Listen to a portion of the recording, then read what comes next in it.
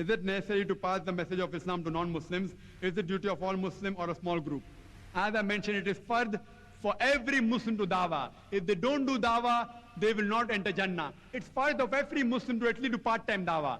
But the Quran says in Surah Imran chapter 3 verse 104, let there arise out of you a group of people which enjoin what is good and forbid what is wrong. These are the ones to attain felicity. How we are full-time doctors, full-time lawyers, full-time advocates. Why don't we have full-time dais? So there should be a group of people amongst the Muslims who are full-time dais. And it is the duty of the Ummah to support these dais.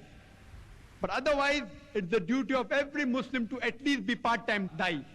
They should do dawah. If they don't do dawah, they shall not enter Jannah.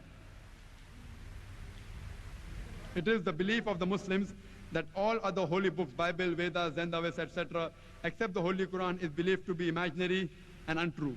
But since these books have reference of Prophet, are they true? Please explain. The preaching that I explained in these holy books can be followed. As I mentioned in my talk, all the previous revelations of Allah subhanahu wa ta'ala, they were meant only for a particular people and they were meant only for a particular time period.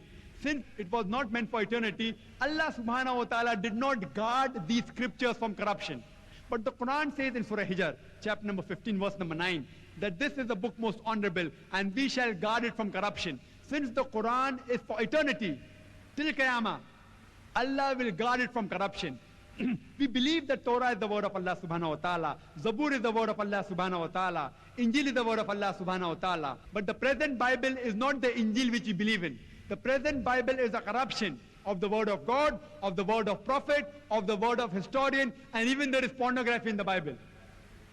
Partly there is words of God, but totally is not the word of God, because Bible is not the original Injil. The Injil has been corrupted since it was time-bound.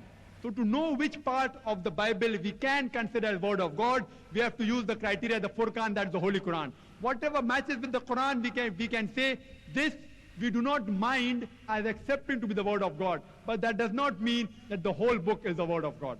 There is no other religious book except the Holy Quran, which is untouched and in the authentic form and is the word of Allah subhanahu wa ta'ala.